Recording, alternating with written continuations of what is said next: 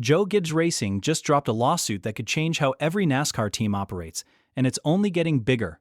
What started as a contract dispute between JGR and their former competition director, Chris Gabehart, has now exploded into something far more serious. We're talking forensic audits, allegations of nepotism, a poaching scheme, over $8 million in damages, and now an entirely separate racing team dragged into the courtroom. This one has everything. Let's walk through it all from the beginning. Chris Gabehart is not a minor figure in NASCAR. He spent years at Gibbs Racing serving as a crew chief, most notably working alongside Denny Hamlin. He was sharp, respected, and eventually earned a promotion to competition director, one of the most important behind-the-scenes roles a team can have. So when Gabehart left JGR and connected with Spire Motorsports, Gibbs Racing didn't just let it go. They went straight to court. JGR filed a lawsuit claiming Gabehart violated his non-compete agreement. A non-compete is a contract that prevents someone from leaving a team and immediately going to work for a competitor. JGR's argument was simple. Gabehart signed that agreement, and by joining Spire, he broke it. That was the original case. What's happened since then is a completely different story. Here is where JGR's case gets very specific and very serious. JGR hired forensic investigators to look into what Gabehart may have taken when he left the team. What they say they found is significant. According to JGR, the forensic audit uncovered a folder on Gabehart's personal laptop simply titled Spire. Inside that folder were subfolders labeled Past Setups, along with photographs of JGR's proprietary Excel files and internal race strategies. These aren't just general notes. We're talking about detailed, confidential setup information that teams spend enormous resources developing. The kind of data that directly affects how a car performs on race day. JGR is calling this a brazen scheme to steal trade secrets. Now, Gabehart isn't denying the folder exists. He admits he took the photos and created the folder, but his defense is that he never shared any of it. He never transmitted the data to Spire or anyone else. His own independent forensic audit was conducted, and according to his legal team, that audit found zero evidence of any data being sent to a third party. So right now, you have two forensic investigations pointing in opposite directions. JGR says the data was stolen. Gabehart says it was never shared. That contradiction is going to be at the center of this entire case.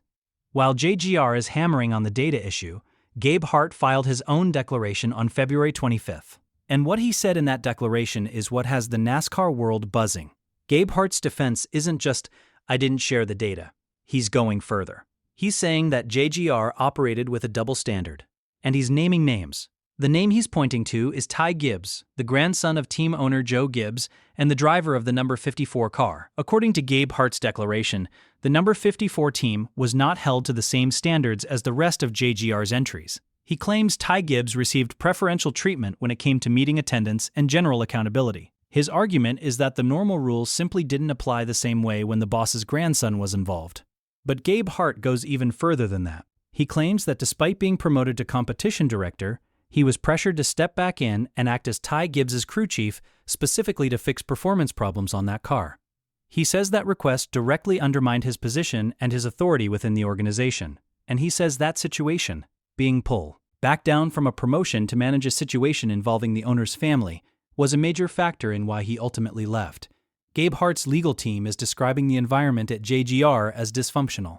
They're framing the lawsuit itself as spiteful and retaliatory, meaning JGR isn't suing because they were genuinely harmed, but because they're angry that Gabehart left. JGR has not publicly addressed the Ty Gibbs portion of the declaration. That silence has not gone unnoticed. On February 24th and 25th, JGR made their biggest move yet. They amended their complaint and officially added Spire Motorsports as a defendant. This is a significant escalation. JGR isn't just going after Gabehart anymore, they're going after the team that hired him.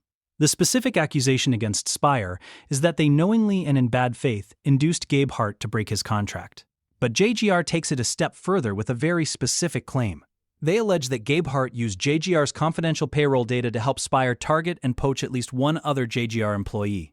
The way it allegedly worked was simple. Gabehart knew exactly what JGR was paying their people. He used that information to help Spire come in with a higher salary offer and pull that employee away. If proven, that's not just a contract violation.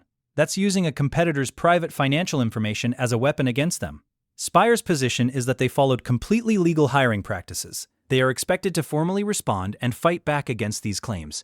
JGR isn't waiting for a full trial to play out. They've asked the court for a temporary restraining order, and the details of that request tell you exactly what JGR is trying to accomplish.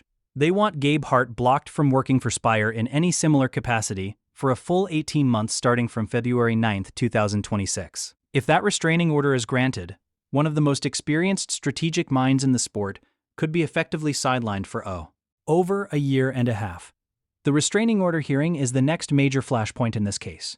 A judge's decision on that request will happen relatively quickly. And whatever that decision is, it will send a clear signal about where this case is heading. JGR is not asking for a small settlement. They are seeking over $8 million in damages. That number reflects how seriously they are taking this. $8 million is a statement. It says JGR believes real, significant harm was done to their organization. Not just a technical violation of paperwork, but actual damage to their competitive operation and their people. Gabehart's team is pushing back on that framing entirely, calling the lawsuit retaliatory and arguing the damages claim is exaggerated. This case has grown into something that affects the entire sport. NASCAR has always been an industry where people move around. Crew chiefs switch teams, engineers get poached, strategists follow opportunities. It's been that way forever. But this lawsuit is pushing into territory that could reshape how all of that works. If JGR wins and the restraining order holds, teams will have a powerful new tool to keep their employees locked in place. Non-compete agreements will carry real teeth. People will think